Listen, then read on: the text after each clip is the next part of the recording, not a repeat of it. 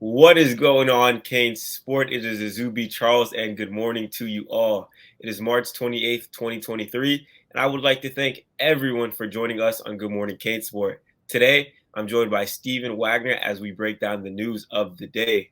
First up this morning in your Miami Hurricanes news, the Hurricanes return to the practice field this morning, so stay tuned for videos of the post-practice interviews with a bunch of players and feedback from what happened at practice number 7. To hold you over until then, be sure to check out our Monday interview with Jim Larrañaga as he shares more insight on the team's magical run to the Final Four, a first for Miami program history, which is huge for this basketball program that reached the Elite Eight last year and finally got over that big hump and made it to their first Final Four. The next challenge ahead, beating the UConn Huskies and potentially making it to the first ever national championship in program history. Along those lines, we also take a closer look at UConn and the challenge that they oppose for the Hurricanes, so make sure to check that out on the website as well. Steven, for you, a program reaching a Final Four for the first time, just how big is that for a program like the University of Miami? Like we always talk about, a small private school in Coral Gables. There's no way around it. That is a program-defining victory. Exactly the same. I see it as FAU's win over Kansas State. This is a win that can really change the trajectory of a program. At first, Miami. Well, I should say at first, Miami basketball literally didn't exist for a few years. Then Miami slowly kind of became, like maybe a once in a while tournament team. Then they were off the radar for a while. Then Jim Larrañaga comes in, pretty much wins right away, and gets Miami some level of basketball respect. Like teams can at least expect, well, we can't really sleep on Miami. Miami's not a team that we can really take lightly. But I think after Sunday's win over Texas, I think that this puts Miami in a totally different category entirely. Even in the madness of March, I think this is something that could really affect the program in a positive way for years to come. Because strictly speaking, from a recruiting standpoint, Louisville and North Carolina and Duke and Syracuse have kind of been the big powers that have dominated recruiting in the ACC, although I guess really Syracuse and Louisville not so much in recent years. But still, those blue bloods have really, been the face of ACC basketball. Now you have to throw Miami in that mix. Miami is absolutely the best team in the ACC. Miami is absolutely one of the 4 best teams in the country. And this weekend, they're going to have a chance to prove that they are the best team in the nation by beating UConn and having the opportunity to play for a national championship on Monday night. Thank you, Stephen, for that. We also had our pro day recap yesterday with feedback from a few NFL hopefuls like Tyreek Stevenson, DJ Scaife, Will Mallory, and a handful of Hurricanes that participated in the pro day. And we got to see how they performed, so make sure to check that out as well on the website. We also had some coaching news, a little bit switch up in that tight end room for the Miami Hurricanes, with Stephen Field kind of taking off field position. That kind of sounded weird saying Stephen Field off field. But Cody Woodall is taking over the tight end position for the Miami Hurricanes moving forward. Stephen, a switch up kind of in the middle of the spring. How much do you think that has an impact on the team and recruiting as well? From a recruiting standpoint, I really don't see this affecting recruiting pretty much at all. Everything that I've heard from pretty much every single recruit that I've talked to is that Cody Woodall has mostly served as kind of like the secondary recruiter to Stephen Field. I ask every tight end recruit, okay, so which guys are you really hearing from? They say, oh, Stephen Field and Coach Woodall and Stephen Field. So one or the other. I don't think this really has any effect at all. Heck, Cody Woodall took photos with a lot of these recruits at their weekend visits over the weekend. He was posing in these things. He was heavily involved in the campus tours. He was talking with recruits. He's been very involved in pretty much all facets of recruiting this entire time, really since I started covering recruiting, at least. But I don't really view this as affecting things at all. He's very well liked by his recruits. He's very well respected. He's someone who's a recruiting hustler. He's always working phones. He's always FaceTiming kids He's always on call, shooting texts, finding ways to stay in contact with these kids. He's had a very large part in the recruitment of four-star tight end Kylan Fox, who's now actually going to be taking an official visit to Miami after Miami really knocked his visit out of the park this past weekend. So I don't see this as really having any effect at all. Now, as to what's going on in the actual locker room with the guys actually on the roster, I mean, I can't really speak to that. But strictly in terms of recruiting and looking at the kids that Miami is after, I don't see this really affecting recruiting at all. Yeah, and then just staying on the topic of recruiting, Stephen, we had a busy, busy weekend there on campus at the University of Miami. I think we were out there from 7 a.m. to 7 p.m. and saw a ton of guys. One guy that I spoke with was Luke Moya out of Sunny Slope, Phoenix, Arizona, who made his second trip down to the University of Miami, a guy that the Hurricanes are really big on. And he left with the impression of, hey, Miami's making me a priority in this 2024 class, and I'm a guy that they really want. He returned for a second trip to Coral Gables, first time since January, where he took that visit just with his father. This time around, he returned with his mom, which he said was a big, big thing that he wanted to do. Kind of get both of his parents down to Coral Gables so they get the feel of the campus, the coaches, and just the all-around area for a school that he might potentially go with. Another big reason he wanted to come back down to Miami was to really meet with Coach Shannon Dawson, the new offensive coordinator. In January, when he took that first visit, he was not yet in place. I remember he was kind of the one that kind of broke the news to everybody when they're like, hey, where's Coach Gaddis? He's like, no, they told me they're bringing in a new guy. So he had the opportunity to meet this new guy. And Luke's a guy that I was really impressed with. Told me he just started playing quarterback his freshman year in high school, a track guy, runs a sub 11 second 100 meter dash. Apologies for that. So he's really kind of a raw guy that's kind of learning the position that has the athleticism, 6'2", around 200 pounds, good frame. And I feel like a guy like that is someone that would shine under an offense with Shannon Dawson.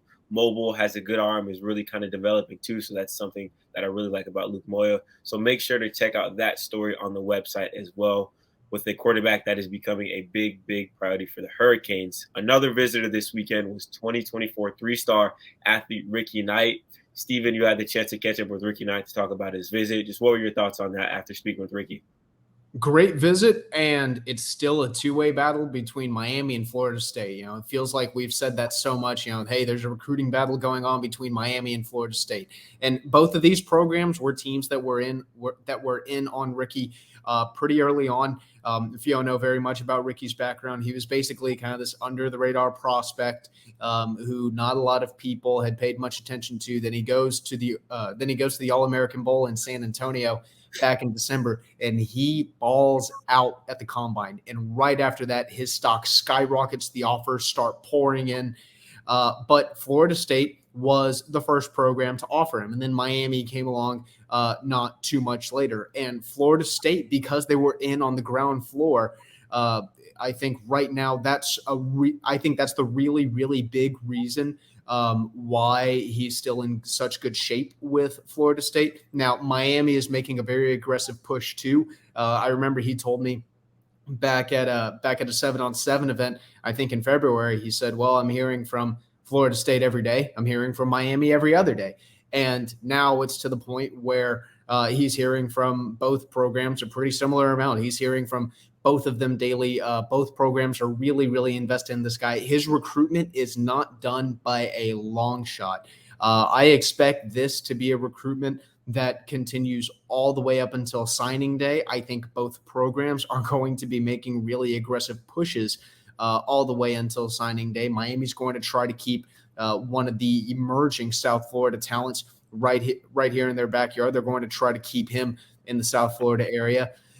Florida State is going to try to pull him up to Tallahassee the same way they tried to pull Ruben Bain up to Tallahassee last year. But I think that right now, as far as the actual battle goes in that recruitment, it feels 50-50. It feels like you could flip a coin. If I had to lean maybe one direction or the other, I'd say maybe 55-45 Florida State over Miami for Ricky Knight. To clarify also, by the way, he's listed as an athlete. Both teams want him to play corner. And I think that he could really have a future there. He's long, he's lanky, he's fast. You kind of see him in some of these camps whenever he gets opportunities to go one-on-one with receivers. He's really twitchy.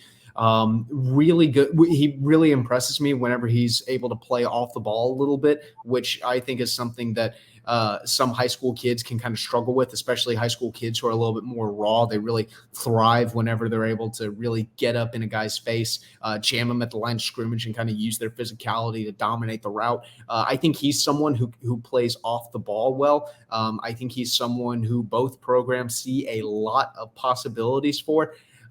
Right now, he's only 3 stars. I wouldn't be surprised if his stock continues to rise going forward. So going from a kind of under the radar guy to the number one running back in the 2024 class, Jared Gibson out of IMG Academy was one of the many, many kids that Miami got on campus this week. And from speaking with him, it's kind of, he wants to come in. He came in to kind of rekindle or establish a relationship with new running back coach Tim Harris.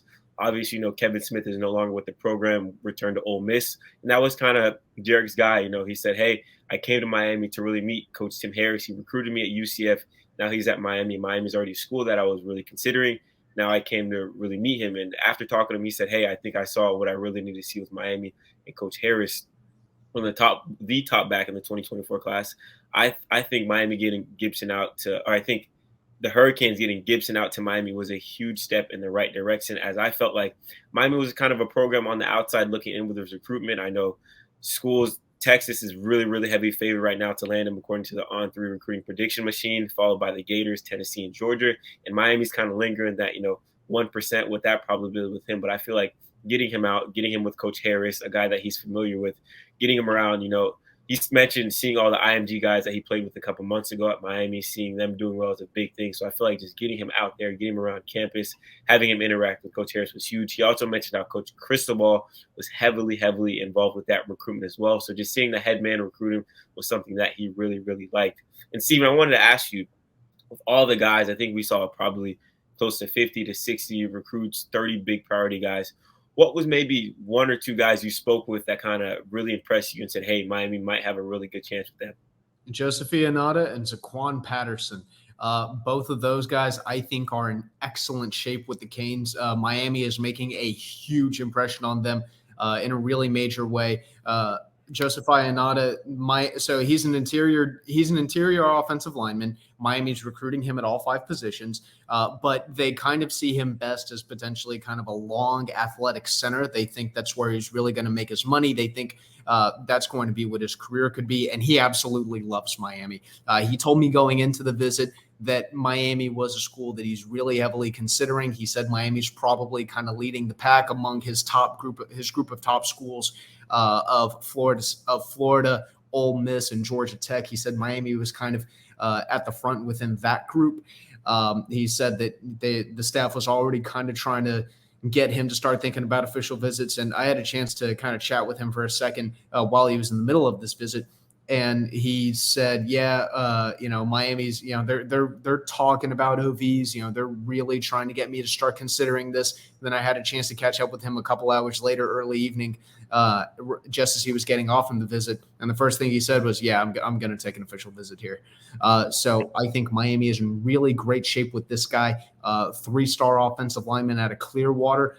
He's a guy that Miami sees a lot of potential in. He's a guy Miami really likes a lot, and someone who Miami has been pushing to commit to an official visit for quite some time. So Joseph Ionata, definitely someone that Miami fans need to put on their radar. And then Zaquan Patterson on a Chaminade team that has Jeremiah Smith and JoJo Trader. It's kind of easy to forget that, hey, they've got a 4-star safety on that team too. They've got one of the top safeties in the country out there too, a guy who's athletic as all heck.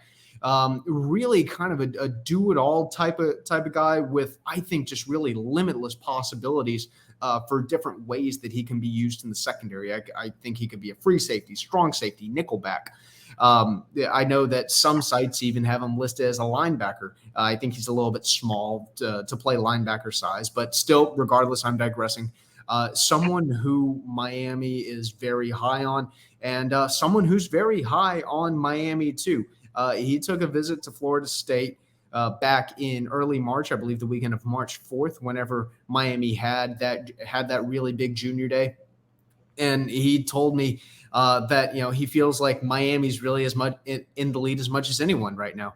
I think that this is a guy who really likes that idea of staying home. He's someone who Miami has made a really big impression on, and I had the chance to ask him about how he feels about Lance Guidry, the new defensive coordinator, who's also the safeties coach. And he was like, "Oh yeah, Coach Guidry, like that's my guy." I feel like if I'm playing for that guy, he's kind of got that cockiness and that arrogance that you really want in a talented player, where he firmly believes like, hey man, if I'm going to go somewhere where safety is the defensive coordinator's niche, if that's what he is, if he's a safety guru, they are going to love me. I'm going to make an instant impact. I know that I'm capable of this. So Zaquan Patterson, 4-star safety out of Chaminade, I definitely think that he's a big, big name that Miami fans should keep an eye on as well. Yeah, so the guy I would go with, kind of that really impressed me, or what he said really impressed me, was 5-star defensive lineman David Stone. As we all know, he's visiting Miami last weekend and this upcoming weekend, and you never really see that too often where a recruit goes to schools back-to-back weekends. And I kind of asked him, said, "Hey, why are you visiting Miami back-to-back weekends?" He said, "Hey, I want this first visit to be by myself so I can get a feel for it, and if I like it, I'm bringing my family back for the second visit." So just hearing him say that and kind of putting it all like on the table, saying, "Hey, if I don't like Miami this upcoming weekend, I won't be visiting the second week with my family." He said, "Hey, I enjoyed it so much. My family's going to come back with me." And that was really the biggest reason for him to come to Miami for back-to-back weekends. And like I said, you do not hear that very often with recruits. And I feel like Miami's doing a great job with David Stone. I even asked him about potentially playing under Coach Jason Taylor. And that's something that he really, really liked the idea of, playing under that Hall of Fame guy. And he also loves the plan Miami has for him as well. He says not too many schools have broke it down to him as well as Miami has. So that's something that is really, really intriguing to him. And he loves Miami, honestly. I feel like out of all of the schools, I feel like he's visited Miami the most recently, obviously coming back-to-back weekends. But that is a program I feel like is really doing a great job in his recruitment, alongside Michigan State and Oklahoma, his native state, are two other programs that I feel like are really, really high up on his list. And Steven, you actually had a chance to talk to Elijah Rushing, another big defensive line prospect. Just what were your impressions of him coming off that visit from Miami? Yeah, when you say big defensive line prospect, we mean physically big. I think he's listed at 6'6.5". Man, standing next to this dude, he is a massive human being. I think he's listed at 6'6", 225. I think he's bigger than that. I think that I think that he's listed a little bit small, because when you stand next to this guy, I mean, the presence that he has is just unbelievable. And you look at his highlight tape and it backs up absolutely everything. I remember last year we kind of talked about, man, if Ruben Bain was like 6'5", he'd probably be, like a top 10 prospect in the country. Well, I feel like Elijah Rushing is like what we say, man, if Ruben Bain was 6'5", yeah, Elijah Rushing's the bigger version of Ruben Bain, at least as a high school prospect. And he's a guy who's really big on Jason Taylor. Jason Taylor, this is the impression, this is the impact that Jason Taylor was promoted to an on-field role to have with a lot of these recruits. And that's what you really wanted to see with Elijah Rushing. Rushing said that he really likes that Taylor can relate to him in terms of, hey, this is how you're going to use your length. This is how you're going to use your size, your frame, your speed, all of these different things. He loves the idea that Jason Taylor looked exactly like him whenever he was coming out of high school, that he had a really similar skill set, and that Jason Taylor potentially can show him what he knows, that he can teach him what he knows about how to become an NFL star, about how to become a first-round draft pick, about how to be an All-American at the college level, and potentially even how to be a Hall of Famer. And when you're able to make this pitch to a kid, and you're a coach who's played at that elite level, it's a lot easier to sell this kid on saying, hey, man, I've done this myself, as opposed to saying, hey, I've never done this myself. Maybe I don't even have someone who's done this, but trust me on this. I really, really know what I'm doing. This is exactly what Jason Taylor was brought in for. I think Elijah Rushing is in really, really good shape with Miami. Wouldn't say Miami is the front runner, excuse me, by any means. I think this is going to be a very, very long recruitment, but they are holding very firm in that lane of top schools. Yeah, I feel like I said this in the forums that gold jacket pitch is pretty hard to beat, especially obviously your Hall of Fame where you reach the highest of highs in the NFL as an individual. So make sure to check out that story on Elijah Rushing and the plenty of stories that Steve and I have been grinding out for you awesome fans to read. And also just stay tuned for any breaking news that might come up on the site as well. That is all that we have for this morning of the episode of Good Morning CaneSport. I would like to thank everyone for starting their day off with Steven and I hope you enjoy the rest of your day. For Stephen Wagner, I'm Izubee Charles, and thank you for watching. Have a great rest of your morning.